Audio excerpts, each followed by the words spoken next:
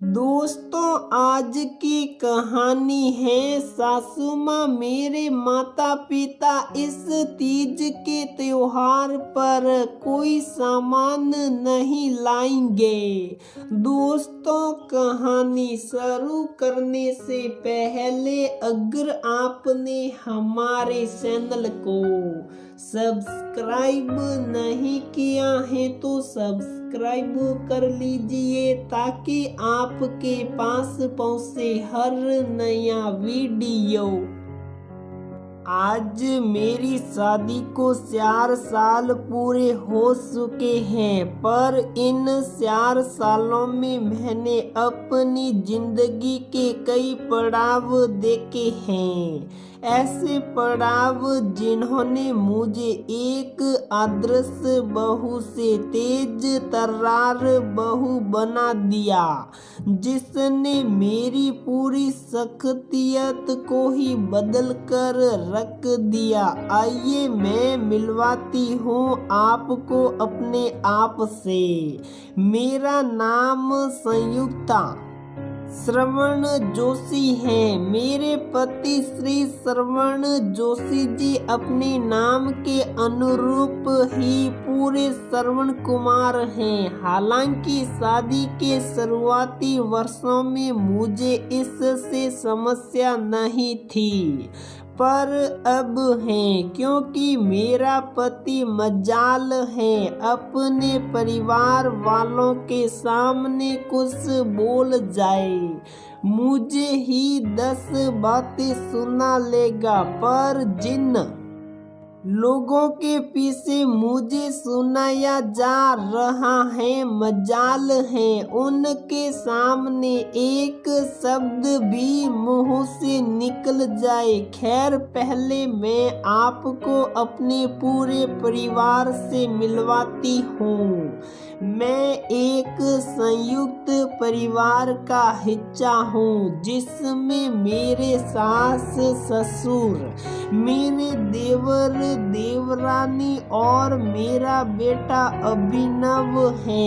एक ननद है जिसकी शादी हो चुकी है। देवर की शादी इसी साल हुई है, इसलिए बच्चे नहीं हैं। जब मैं शादी होकर इस घर में आई थी, तब मेरे मन में किसी के लिए मैल नहीं था। एक ही ख्वाब था कि मैं एक आदर्श बहू बनकर दिखाऊंगी। मैंने अपने दम पर पूरी कोशिश की, लेकिन उसके बावजूद वो सब न हो सका जो मैं चाहती थी। मेरे अकेले के हाथ हिलाने से क्या होता है जब सामने वाला ही हाथ नहीं दे रहा था,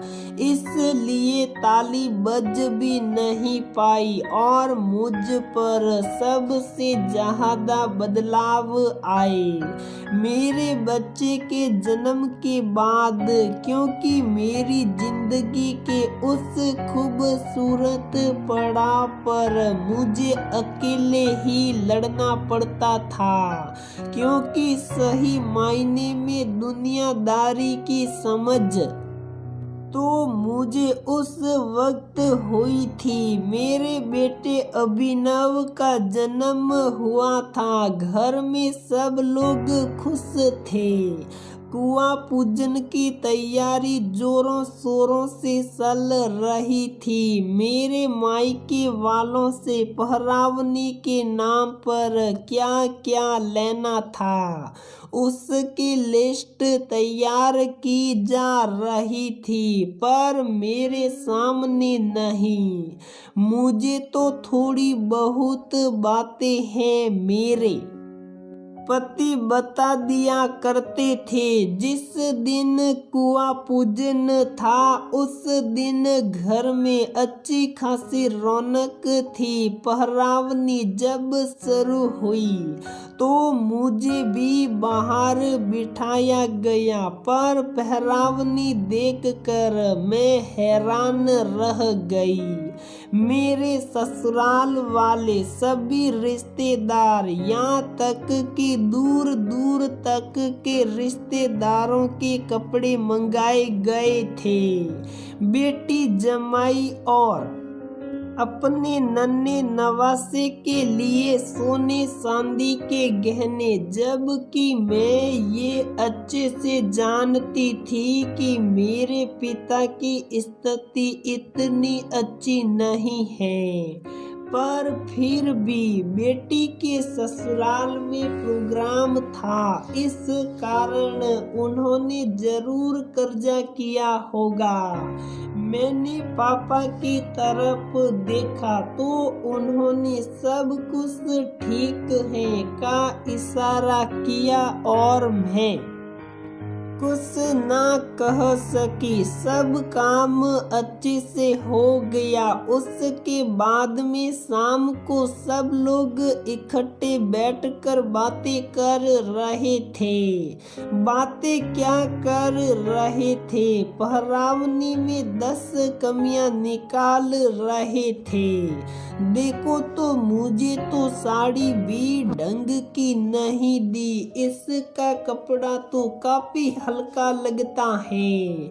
मेरी साड़ी का ना रंग अच्छा ना प्रिंट अच्छा, मुझे तो बिल्कुल भी पसंद नहीं आई। भैया को जो सोने की अंगूठी दी है वह भी काफी हल्की लग रही है। अरे समधी ने तो बिल्कुल भी हमारे मन की नहीं निकाली, बस पहरावनी के नाम पर अपना अंगूठा फेर गए। मैं अंदर के कमरे में सब कुछ सुन रही थी, पर बर्दाश्त के बाहर होता जा रहा था। मुझे लगा मेरा पति मुझे समझेगा। मैंने अपने पति से कहा तो उन श्रवण कुमार ने जवाब दिया, अब इतनी उम्मीद तो हर कोई करता ही है ना। बेटे के ससुराल वालों से नहीं करेंगे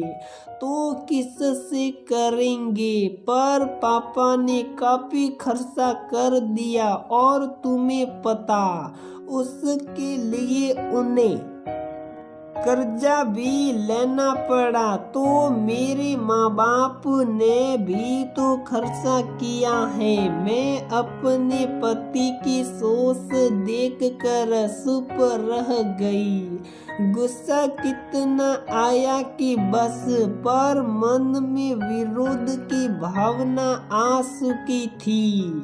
ये कैसा श्रवण कुमार जिसे सिर्फ अपने माता पिता दिख रहे हैं, सही और गलत नहीं।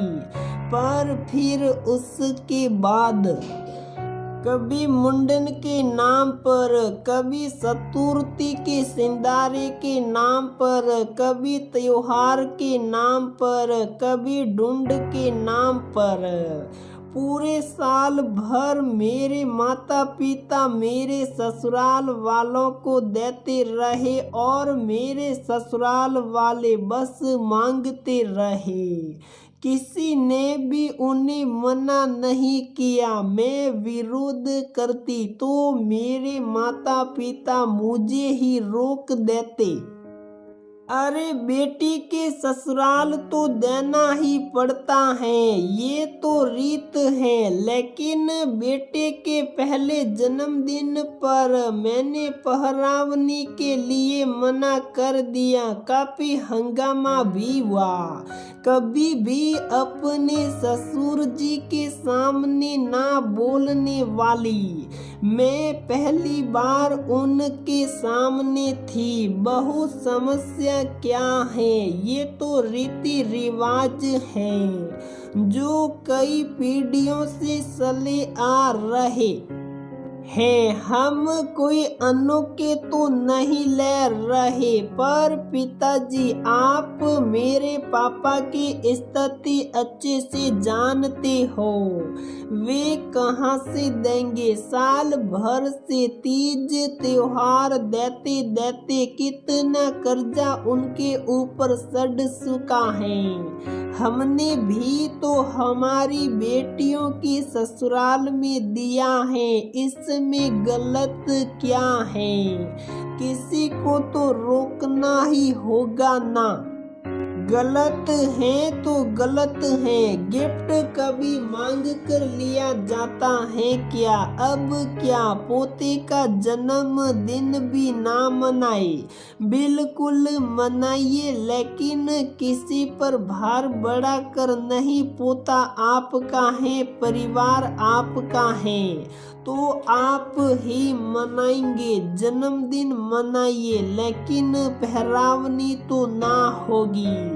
पिताजी को मेरी बात कितनी समझ में आई ये तो पता नहीं, लेकिन अब जन्मदिन मनाया गया तो पहरावनी नहीं मांगी गई। मेरे पति ने तो मुझसे कई दिन तक बात तक नहीं की। सास आते जाते 10 बार ताने मार देती, लेकिन अब मैंने बोलना सीख लिया था। मैं पलटकर जवाब दे देती हूँ। अब तो हालात यह हैं कि ससुराल वाले मुझसे कोई भी बात बोलने से पहले 10 बार सोचते हैं, क्योंकि इसके बाद मेरी इमेज तेज तर्रार बहू की बन चुकी थी। आखिर मैं अपने ससुर के सामने बोलने वाली बहू थी और मुझे अपनी इमेज से कोई समस्या नहीं है। मुझे अपनी इस तेज तर्रार इमेज से बहुत प्यार है, क्योंकि अब कोई मुझे बेवजह की टेंशन नहीं देता।